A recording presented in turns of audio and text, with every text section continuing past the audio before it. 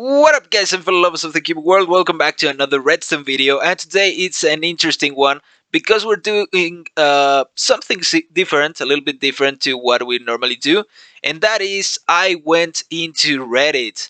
That's right, I was browsing the Reddit the other day and I got into the redstone subreddit. I was looking at the posts and the contributions that people make, and there seems a lot of people who ask for specific redstone contraptions. So I thought, well, it might be fun to just choose a few of them and build them here. So that's what I did, and I chose three Reddit contraptions from the redstone subreddit, and these three contraptions required some specific characteristics which made them fun to do. And well, I built them, here they are, so I decided to make a video on it. The first contraption was asked by a username called KK and he was asking for a specific minecart loader. For his Minecart Loader, he asked for four specific characteristics that he listed in the post. I will read them over. So the first characteristic that he asked that was that when the hoppers, or the hopper in this case, are done filling and nothing is left in the hopper, send the minecart off. First characteristic. Second characteristic is when the hopper is done filling the minecart and something remains in the hopper but the minecart is full, then send the minecart off. Third characteristic is when the hopper has finished filling up the minecart and nothing is left in the minecart, but the minecart still contains items. Anyways, send it off. And the fourth characteristic, and it was optional, was that if the hopper is empty and the minecart is empty, then let the minecart remain in in its place, basically. So I did it. I I put my brain into it. I got the four characteristics in this little space. It was a few logic gates and stuff going on, but I think I managed to do it quite well. My first attempt was this one. I misread one of the characteristics and I made it so that if the hopper was filled up like completely, then we sent the minecart off. It was I believe the second characteristic. So yeah, if the minecart is full and the hopper remains with items, then send the minecart off. It meant when the hopper has some items, not it's completely full. But anyways, it worked. It was not compact at all, so I compacted it. I got rid of the parts that didn't work well, and I basically did it with the four characteristics that he asks. So let's see. The first specification is when the hoppers are done filling and nothing is left in the hopper, send the minecart off. That means if we put some items inside the hopper, let's put 8 items in it, and once the 8 items flow into the minecart and the hopper is empty, then send the minecart off. So you see, that works. How does that work? Well, we are reading the minecart with this detector rail and sending a signal to this comparator. This comparator then sends a signal through this redstone torch up onto the piston, which extends the piston. So whenever the minecart has some items in it, that redstone torch turns off and the minecart is sent off.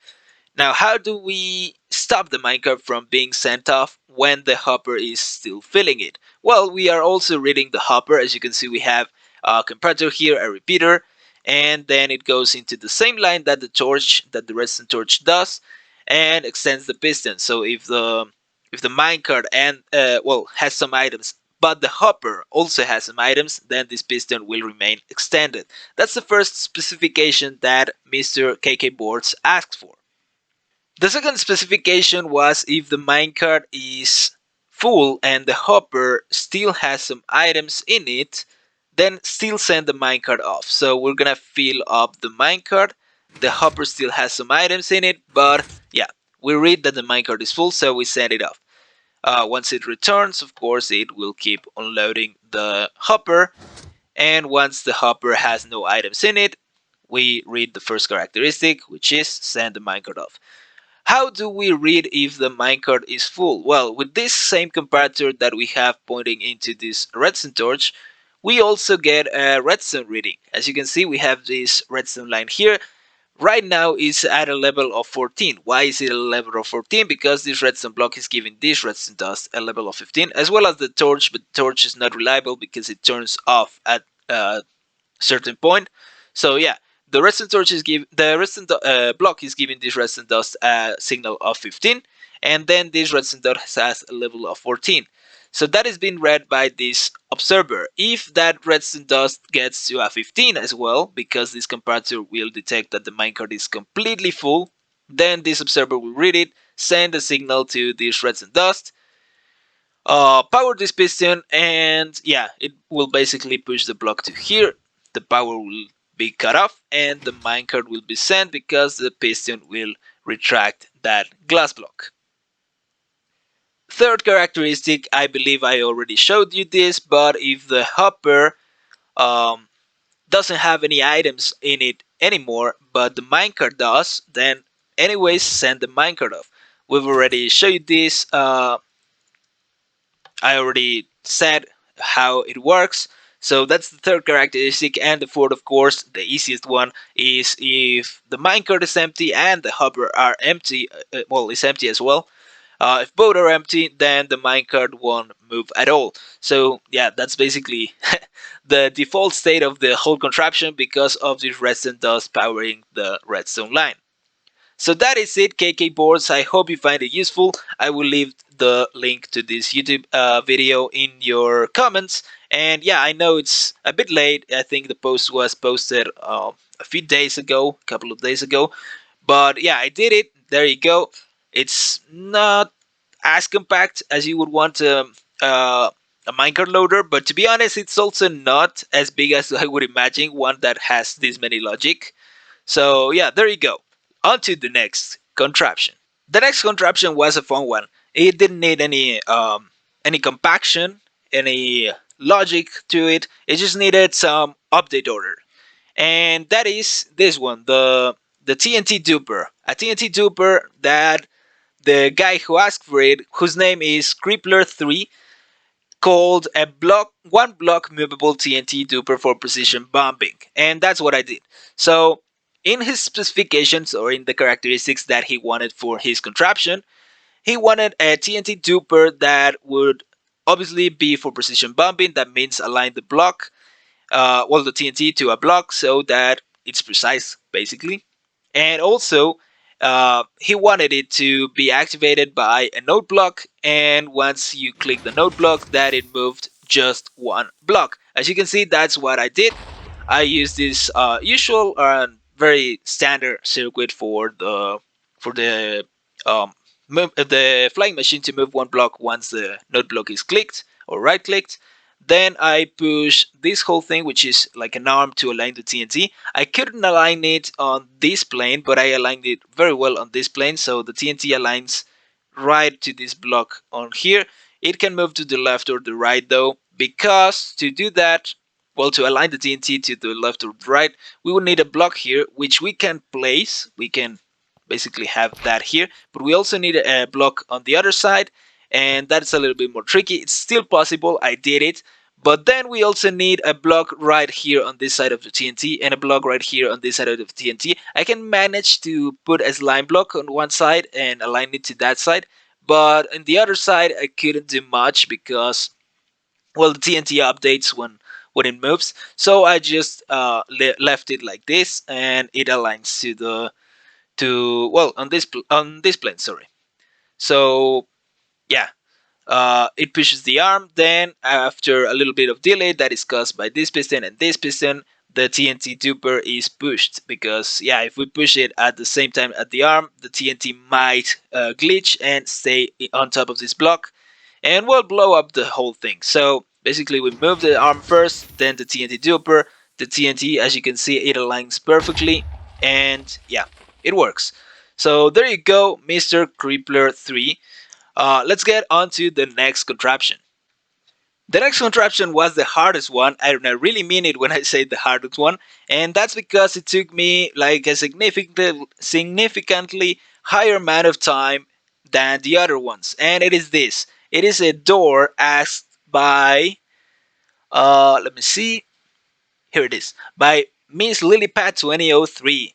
And what this door does is basically open this side to that side and this side to that side. Lilipad wanted the door to be of this size and in this shape, a circle. She basically posted a diagram with the shape and all that, and she also wanted it to open with this teeth pattern in the middle. Which, to be honest, I don't like that very much because in Minecraft you cannot have things perfectly centered if they are things like this, for example. So you have this side completely plain and then this side with the teeth pattern. So I don't like it very much, but it is what it is, and yeah, I had it done. It was tricky because I had to use some tricks or some trickery for the flying machines. First of all, I had to separate the flying machines by one block so that when the door is closing, it is easier for me to send all of the flying machines in order, of course. Second thing, it was tricky to make the teeth do not stick to each other because thing is, if the door was plain, we could just have stripes of honey blocks and slime blocks, and it wouldn't stick to each other. They wouldn't stick to each other. But since we have the teeth, we need to basically well shape the flying machines in a way that there we have two honey blocks and then two slime blocks diagonally together, and we have to do that like for every teeth two times. So yeah, that's what I did. Then because of the shape of that, I had to shape all the rest of the flying machines with a squared shape and basically do models like this one. Then it was difficult for me because we have 4 rows of flying machines and then 3 rows of flying machines. So it was difficult for me to basically send them in the right order when the door is closing. You'll see in a second. But let's open the door. We might experience some chunk lag. Yep, there we go. So as you can see, we have three main modules of flying machines, and then we have, of course, the main brain and the second, like not super smart brains, I guess. And here we have 4 stripes, so I couldn't separate this one with one block gap. What I had to do is send first this flying machine, then push that one, and then send the whole rest of the contraption. When the flying machine closes, of course, both of the flying machines arrived to the center together at the same time, so each other stops each other, basically. And yeah, it was about 3 hours of work. I got it working. It's not that big, to be honest, for a flying machine this size. As you can see, the flying machine leaves the whole center area empty, so you can put whatever you want below that. And yeah, guys, that was it. I hope Miss Lilypad 2003 and Mr. Creepler 3 and Mr. KK Boards liked their contraptions if they watched the video, of course. If you do like the contraptions, please hit the thumbs up down below. Please consider subscribing. I will see you in the next one. See you guys. Thank you for watching. Goodbye.